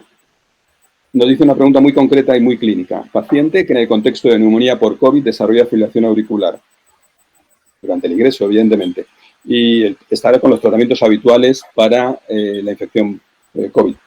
¿Qué tratamiento anticoagulante recomendaría y a qué dosis? A ver, no sé si puedo volver a poner porque yo creo que va a ser muy útil que lo vean. Las interacciones, ¿no? Sí, sí. Yo creo que es importante que perdamos un poquito, aunque ya he aprendido, y que conste que las dos mujeres lo hemos hecho mejor que José María, De eso no nos queda ninguna duda, de José María y de Vivencia, vamos. Vale, vamos a ver si llegamos, si ahora no meto la pata, como me pasa muchas veces por hablar, ¿vale? Y lo orgullosa que va a estar mi hija de mí, que me ha enseñado a hacer este ordenador. Mira, mira, aquí. Dile a tu hija que ayude a contestar la pregunta. Eso es. Bueno, mirad, esta es... ¿no está en pantalla grande? Vale. Vale. Mirad, esto os lo recomiendo vivamente. Es un trabajo del grupo de trombosis que ha liderado el doctor Vivas y el doctor Francisco Marí dentro del grupo y que está publicado en la Revista Española de Cardiología y tiene a día de hoy las interacciones de los anticoagulantes directos y de los antivitamina K con los fármacos que se han ido utilizando en el COVID-19. Tener en cuenta que muchos de ellos, desgraciadamente, todos los días sale un artículo y además en revistas prestigiosas donde van y se caen, pero aún así ahí los tenéis. Y fijaros, cuando el paciente está ingresado, ha habido un momento que ha estado, a ver si os lo puedo, bueno, no sé cómo señalarlo, pero vaya por Dios. Sí, es que yo no, el ratón no me ha sido prestado, lo siento mucho. Vale. Vale, en cualquiera de los casos lo digo. Fijaros ahí, fijaros que ha estado con esta combinación que durante un primer momento era realmente frecuente. Pues esto es muy útil porque bajamos aquí y vemos que si el paciente, incluso había pacientes que ingresaban con apisabán o rivaroxaban, bueno, pues no era lo más oportuno. Entonces, si el paciente estaba como medianamente estable para recibir una dosis oral, pues se podía cambiar perfectamente a dabigatran o a edoxaban. Y o si el paciente no estaba correctamente para tomar algo oral, pues evidentemente tenemos también un esquema que está en esta publicación en donde se recogía dar heparina de bajo peso molecular y a qué dosis. De hecho, hay una dosis que es preventiva con la heparina de bajo peso molecular, una dosis extendida y una dosis terapéutica cuando el paciente además precisa de verdad anticoagulación, porque es el caso que se me pregunta de que el paciente tiene una fibrilación auricular. Ese paciente que tiene fibrilación auricular, si está, como hemos dicho antes, con esta medicación y yo he decidido darle dabigatran, tendré en cuenta el peso, la fragilidad del paciente, la edad y las guías de recomendaciones y le daré la dosis que necesita. Si necesita 150 cada 12 horas, es lo que le voy a dar. Y si necesita 110 cada 12 horas, es lo que le voy a dar. Y lo mismo con edoxaban, con sus correspondientes dosis, que para eso lo he puesto antes en las diapositivas. Es verdad que muchos pacientes dejaron de tener esto para pasar a tener, pues yo que sé, tuvieron la suerte de tener el remdesivir. Fijaros que el paciente que estaba estable y podía ser tratado oralmente, viniera con lo que viniera, podía seguirlo tomando a la dosis que está establecido teniendo en cuenta las características y la analítica del paciente. Y si el paciente estaba, si el paciente estaba intubado, pues evidentemente estaba la pauta de heparina de bajo peso molecular. Muy bien. Gracias, Emma. Y hay muchas preguntas, o unas cuantas, dedicadas al mismo punto. Es decir, esta situación Esta situación actual de pandemia nos ha llevado a que las consejerías de Sanidad han o eliminado el visado o dejado por preaceptado y ahora mismo se está utilizando anticoagulantes directos precisamente por las barreras que tú has comentado de utilizar antivitamina K. Y ahora, Inma, ¿qué va a ocurrir después? Hombre, pues si la administración es sensata y que durante esta pandemia he visto que muchas de ellas lo han sido y conste que para mi sorpresa, porque llevamos luchando por este tema mucho tiempo, evidentemente no querrán que ahora la población deje de estar anticoagulada correctamente. Yo tengo la firme... iba a decir certeza, pero eso no se puede decir nunca, y mucho menos... No te atrevas de hablar de certeza. No debe decirlo nunca un médico cuya disciplina es estadística y no exacta, ¿no? El tema es que yo creo que la administración ha aprendido también con nosotros a ser sensato. Y si un paciente lo tiene bien y correctamente anticoagulado y ha evitado el contacto y la llegada a la sanidad y no masificarla, se quedará con el hecho de que debe modificar el IPT, ponerse a la altura de las guías de práctica clínica y a la altura de Europa. Ten en cuenta que un país del sur, hermano y digamos madre de Europa como Grecia, tiene una penetración de anticoagulantes directos del 80%. ¿Qué significa eso? Significa que Grecia ha invertido en sus ciudadanos, ha decidido evitarles ictus y ha decidido tratarlos correctamente con respecto a las guías. Con lo cual yo creo que las autoridades españolas van a hacer lo mismo. No van a cambiar la postura que han tomado en esta situación de pandemia. Yo creo que todos confiamos en que así sea y desde luego hacemos votos porque esta situación que ha traído muchos dramas realmente irreparables, por lo menos pueda traer alguna consecuencia no tan mala como puede ser una optimización del tratamiento. Pepe, realmente esta pregunta podría ser para cualquiera, pero bueno, yo sé que tú de esto te has interesado y todo el mundo está preocupado y además también me salió en el directo de hace un par de días el marco legal en el que nos movemos, las cuestiones jurídico-legales en cuanto a la consulta telefónica. ¿Cómo está cubierto, si lo está o no lo está, la actividad asistencial por vía telemática? Bueno, buena pregunta. Realmente no hay un marco legal específico, hasta donde yo sé. Por supuesto, no soy un experto jurista, ni mucho menos, ya me gustaría, pero no existe una regulación específica, no hay un marco legal específico sobre las consultas telemáticas. La poca jurisprudencia que hay se remite al artículo 26.3 del Código Deontológico, que no acaba de dejar claro que sea ético tratar al paciente telemáticamente, al menos no en todos los supuestos. Es decir, lo que te dicen, lo que dice el Código Deontológico es que está indicado en determinados supuestos, que básicamente es lo que hemos ido comentando, esos pacientes que vamos a ver en revisiones, no para una primera visita, ¿no? Entonces, yo creo de todos modos que aquí hay lagunas y que se tendrá que desarrollar, si seguimos trabajando en telemedicina, se va a tener que desarrollar un marco legal específico.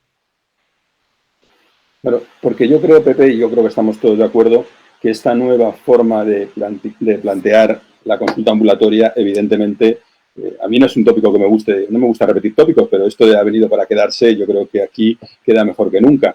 Realmente yo creo que va a cambiar nuestra práctica clínica también post-COVID. Y eso queda un poco en el aire si realmente después de que la situación ya no sea de alarma, se puede mantener una consulta telemática con una cobertura legal absolutamente cubierta. Por tanto, yo creo que ahí, insisto, habría que haber una iniciativa también para que esta situación se aclarara definitivamente. Y Marisol quería comentar algo. Marisol. Sí, al hilo de lo que estamos comentando, aquí en Galicia en concreto, me sumo a lo que acaba de comentar Pepe Gámez. Aquí en Galicia, de todas formas, ha habido instrucciones. En el 2014 se hizo una instrucción que dio paraguas a la consulta telefónica y a la consulta telemática desde atención primaria. No así para la consulta telefónica de atención hospitalaria. Entonces, yo precisamente preocupada por este tema hice una consulta en la asesoría jurídica y cierto es que en este momento actual, en una situación de alarma y de alerta sanitaria, sí estamos cubiertos porque hay instrucciones al respecto que nos avalan jurídicamente. La tengo aquí además, la instrucción 6/2020 en el caso gallego, en el que nos permite, en el caso de las consultas suspendidas de tipo no presencial, se favorece la modalidad de atención no presencial potenciándose la consulta telefónica. Es decir, que el marco jurídico, hasta donde yo he llegado a comprender después de hacer estas pequeñas pesquisas, la instrucción original de nuestra asistencia no cubre o no avala, digamos, la consulta telefónica hasta que llegó esta instrucción temporal que sí nos da ese aval. Y estoy de acuerdo completamente con Vivencio en que sería muy bueno que a continuación, para que nosotros pudiésemos, si realmente consideramos que esto es una herramienta válida para muchos de nuestros pacientes y realmente consideramos que el desarrollo de la consulta telemática y virtual tiene su sentido, sería bueno que nuestras instituciones y bueno, en ese sentido quizás a lo mejor también la sociedad nos pueda ayudar, ¿no?, a esa búsqueda. Sería bueno que nos diese ese apoyo, ese marco legal. Muy brevemente, Pepe y Inma querían hacer algún comentario al respecto, pero brevemente para poder contestar más preguntas. Efectivamente, puede haber un paraguas, como también lo hay, pues a toda la telemedicina que se realiza desde hace años a través de las llamadas al regulador de un 061. Eso es decir, lo que pasa, efectivamente, ya hay instrucciones por los diferentes servicios de salud, pero lo deseable sería que la ley de autonomía del paciente, por ejemplo, se hablase de la telemedicina, ¿no? Es decir, cuando me refiero a que no hay una legislación específica, hay instrucciones de los diferentes servicios de salud para dar cobertura a determinados supuestos, ¿no? A eso me refiero. Sí, pero la del 061 sí está cubierta, por ejemplo, y primaria. Eso es lo que me quería referir, que el 061 y las interconsultas con primaria sí están cubiertas. Entonces, nada cuesta aprovechar esto para lo mismo que decíamos antes, quitar el IPT de los anticoagulantes y dar un marco legal a esto otro. Y esto es algo que tenemos que luchar nosotros, nos ha tocado también.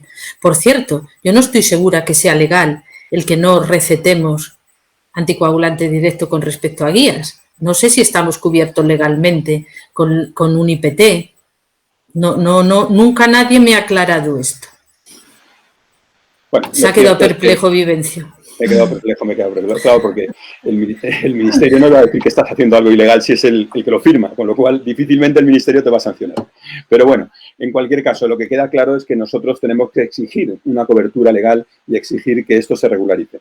Hay muchas más preguntas, así que permitidme que, como hemos tenido un poquito de retraso al inicio por algún problema técnico, alarguemos 5 minutitos más las preguntas porque son muy interesantes. Pepe, estábamos contigo.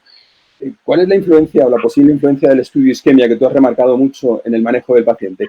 Y déjame que te haga una pregunta ligada a eso también. Otra pregunta que sale mucho es, bueno, si llevamos mucho tiempo hablando del control de factores de riesgo, ¿cómo manejarnos, sobre todo con el control de factores de riesgo como pueda ser el LDL, porque al fin y al cabo la presión arterial puede ser más sencilla, pero cómo manejarnos con el control de factores de riesgo como el del colesterol LDL o el de la hemoglobina glicosílica en el caso de los diabéticos en una consulta telefónica o en una consulta no presencial?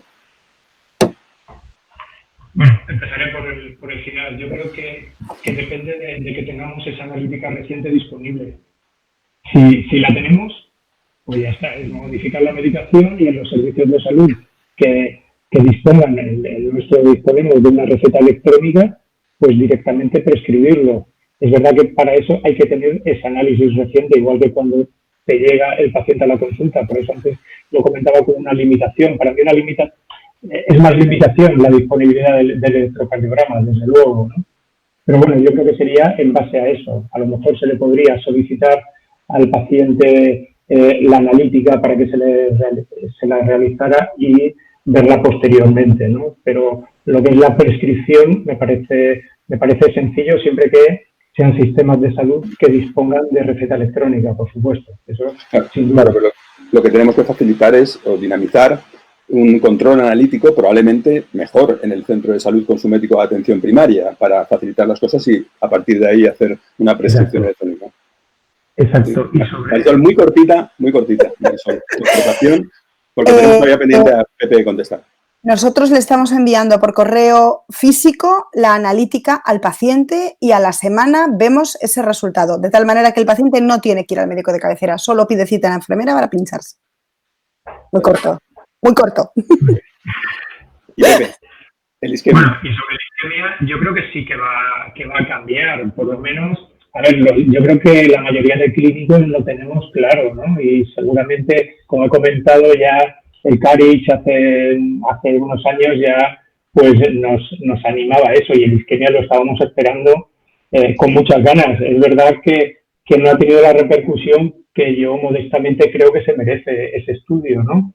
Pero, claro, pacientes con isquemia moderada o isquemia grave, inducible, con una indicación para esa prueba de isquemia, una indicación clínica, por tanto tienen angina y que no hay diferencias significativas entre ambos brazos, pues claro, te permite intensificar, añadir tratamiento antianginoso con bastante tranquilidad. Yo me quedo muy tranquilo después de los resultados de este estudio, ¿no? Y además yo creo que en este momento, que lo que sabemos porque se ha publicado en las últimas semanas, que ese paciente con cardiopatía y con cardiopatía isquémica en concreto, es mejor que quede confinado en casa, porque es un paciente que si adquiere la infección por SARS-CoV-2, pues va a ir peor, ¿no? Por tanto, yo creo que estamos en el contexto ideal para llevar a cabo esa estrategia conservadora mucho más clínica.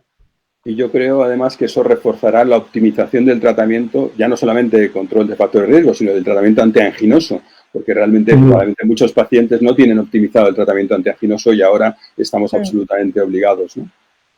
Sí, Irma.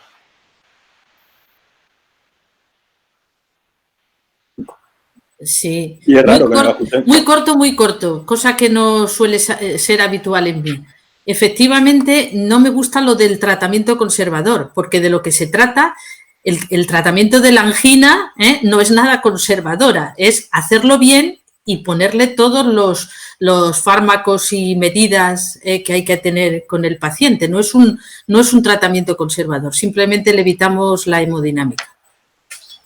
Muy bien. Mira, Irma, ya que tienes el micrófono abierto y ya que has conseguido conectarlo bien, la gente me pregunta, bueno, ¿y qué pasa con el paciente con fibrilación auricular que tiene indicación de antivitamina K porque tiene una prótesis? ¿Cómo seguirle en la consulta telemática? Pues mira, también eso hemos tenido que lidiar con ello. Ha habido mucha gente que nos ha llamado y nos ha dicho, mire, es que como usted sabe yo tengo una prótesis. Bueno, una prótesis o tengo pacientes con un síndrome antifosfolípido. Y bueno, pues en ese paciente lo único que se puede hacer es lo que he tenido que hacer con algunos de ellos, y es llamar al servicio de hematología o electrónicamente una interconsulta y pedirles por favor que los entrenaran en el autocontrol. He tenido varios que lo he conseguido. Ese sería otra de las luchas que tiene este país con la administración, el autocontrol a los pacientes. Y otros, lo que he hecho ha sido contactar vía hoja electrónica, interconsulta, que sí la tenemos con el médico de cabecera, para decirle que en este paciente, mira, va a tener que ir al domicilio la enfermera a hacerle el INR, y así lo hemos ido solucionando, no ha habido otra forma. Pero vamos, apuntaros el autocontrol, es fundamental. Muy bien. Otra cosita más, yo creo que ya para ir acabando, Marisol, en cuanto a la telemedicina, imagínate un paciente que siempre ha sido visto de forma presencial, es decir, no es de estos que tenéis vosotros la experiencia de tenerle ya dentro del grupo de telemedicina, y viene y por esta situación concreta tú le haces una consulta telefónica. ¿Cómo acepta ese paciente que la siguiente revisión ya se la hagas también telefónica? ¿O realmente te va a pedir o te va casi a exigir que la siguiente por lo menos sea presencial porque no estaba acostumbrado a esto? No sé si os habéis encontrado con esta situación. Sí, me he encontrado. Yo de momento no le estoy cambiando, o sea, la siguiente revisión en principio la dejo planificada como presencial para ver, o sea, como ya estaba citada como presencialmente, pero en ese entorno, pues a lo mejor si le voy a ver cuando cumplan los 12 meses después del síndrome coronario agudo, imagínate que hoy le he hecho la consulta, la visita telefónica del 6º mes, y a los 12 meses normalmente el paciente que está estable con cardiopatía isquémica a los 12 meses de síndrome coronario agudo, si no tiene ningún parámetro de gravedad, lo pasamos a atención primaria. Yo en principio no le he anulado esa cita presencial y lo contemplo como cita presencial para dentro de 6 meses, y así se lo he dicho. ¿Qué ocurre? Que si para entonces seguimos en un contexto epidemiológico similar, voy a volver a llamarle por teléfono, claro, siempre y cuando tengamos ese marco legal del que estábamos hablando previamente, ¿no? Y quizá a lo mejor tú puedes contestar también esa pregunta. Me preguntan sobre la posibilidad de hacer programas de rehabilitación cardíaca telemática. Sí, yo en concreto yo lo estoy desarrollando precisamente ahora y también quiero hacer un guiño a la Asociación de Riesgo Cardiovascular y Rehabilitación Cardíaca, que también sacó su documento el viernes pasado, y donde también hay muchos otros centros donde están apostando y abogando por los programas de rehabilitación cardíaca telemáticos. Yo creo que es el futuro. No va a ser para todos los pacientes, porque la telerehabilitación cardíaca en pacientes de alto riesgo que tienen disfunción ventricular severa y que pueden hacer arritmias durante su entrenamiento, pues sería un poco arriesgado someterles a ese entrenamiento sin que nosotros estemos presentes, ¿no?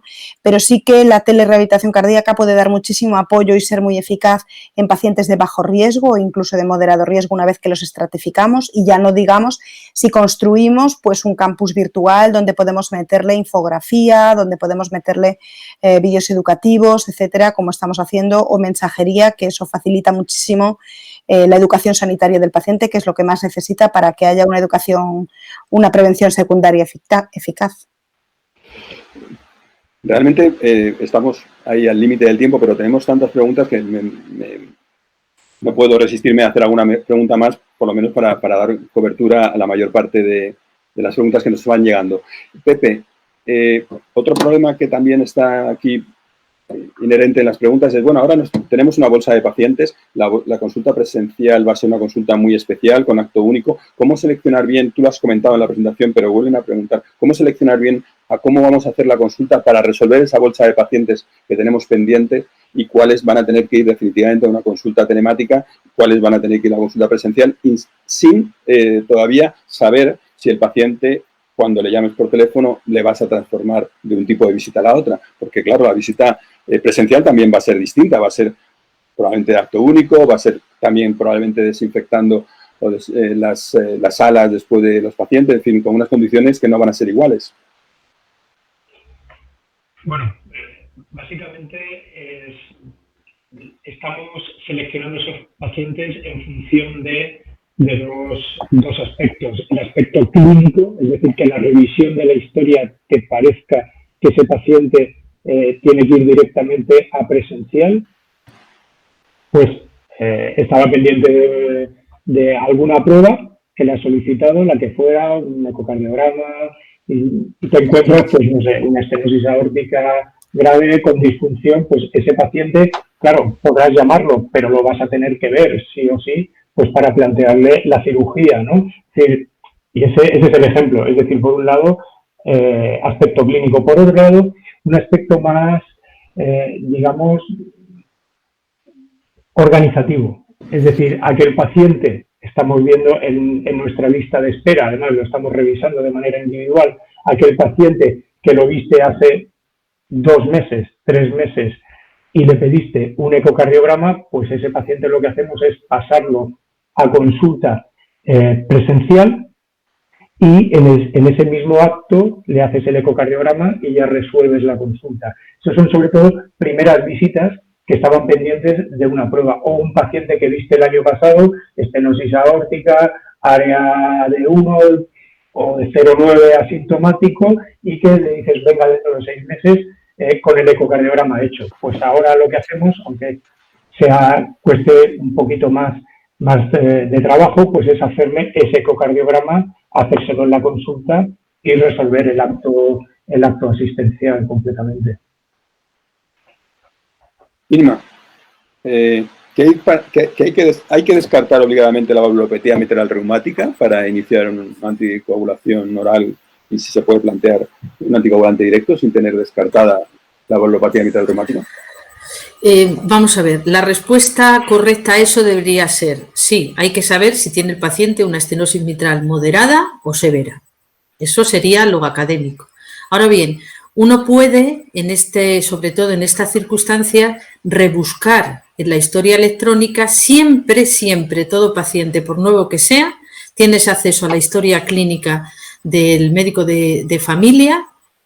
Muchas está puesta a auscultación cardiopulmonar normal, incluso de días antes de haberte pedido la consulta. Y siempre puedes preguntarle al paciente, usted tiene disnea, tiene fatiga, se ha ido cansando, bueno, la famosa ha tenido fiebre reumática, etcétera, etcétera. Alguna vez le han dicho que tiene un soplo. No, mire usted, a mí me han auscultado porque me he tenido que operar de las cataratas y todo era normal.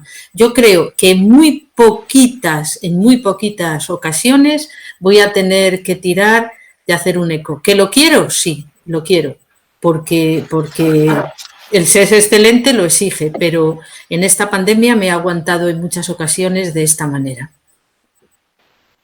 Bueno, realmente podríamos seguir como otro directo más, pero claro, evidentemente por cuestión de tiempo tenemos que acabar. Así que os pediría, eso sí, un último mensaje, un mensaje de 1 minutito para que la gente se lleve a casa. Marisol. Pues yo creo que la consulta virtual es un buen complemento para la consulta presencial. No elimina, obviamente, no hay por qué decantarse por una u otra. Yo creo que es un muy buen complemento que espero que haya llegado para quedarse, pero para eso van a tener que ayudarnos también pues, nuestra institución a avalar lo que realmente hacemos, apoyarnos y darnos cobertura legal. Y yo creo que ambas pueden coexistir perfectamente, probablemente para pacientes distintos, pero seremos nosotros los que decidamos cuál para cuál en cada momento. Gracias, Pepe. Bueno, la verdad es que se lo ha dicho todo Marisol, pero bueno, yo creo que por añadir algo, creo que es esencial en estas teleconsultas, a día de hoy al menos, tener un sistema de electrocardiografía integrado en red que permita la visualización remota desde cualquier punto sanitario pues de cualquier comunidad autónoma, sin apuras de cualquier punto del país. ¿Y Irma, el tuyo? Bueno, yo, como han dicho los dos, las cosas básicas, voy a aprovechar para decir lo mío, lo de siempre, que es de lo mío. Desde luego, esta es la oportunidad para que el paciente con FA, que no tiene contraindicación, esté en este país correctamente anticoagulado con un anticoagulante directo. Que las administraciones sepan aprovechar la oportunidad y quitar el IPT y dejar en prescripción libre los anticoagulantes directos. Nuestros pacientes van a ganar y el sistema sanitario también. Muy bien, muchas gracias. Yo creo que ha sido un directo un pelín más largo del que estaba previsto, pero ha valido la pena. Aún así, nos ha quedado todavía un montón de preguntas por contestar, pero por lo menos hemos abordado las más importantes. Quiero, para despedir, dar las gracias a la Sociedad Española de Cardiología, evidentemente, y en particular a la Asociación de Cardiología Clínica, que han sido los organizadores de este congreso, de este directo, pero realmente ha sido casi como un congreso. Y además también, como decía Pepe, invitaros a que estéis en el congreso de la Asociación de Cardiología Clínica, este sí, el congreso virtual.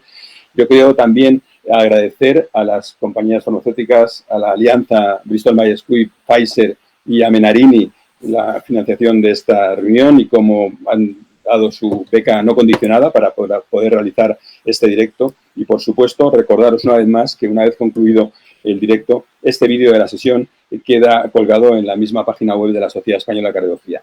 Pero antes de decir adiós, quiero decir que en este momento estamos finalizando un manuscrito que próximamente mandaremos a publicar sobre las recomendaciones para la consulta virtual, sobre el presente y el futuro de la consulta telemática, de la telemedicina en cardiología, que yo creo que va a ser de un gran interés para todos los clínicos que pasamos consulta día a día. Muchas gracias una vez más y, sobre todo, muchas gracias a vosotros, a los que estáis al otro lado del ordenador, por vuestra participación y por vuestro interés. Hasta luego. Cuidemos la sanidad pública. Adiós.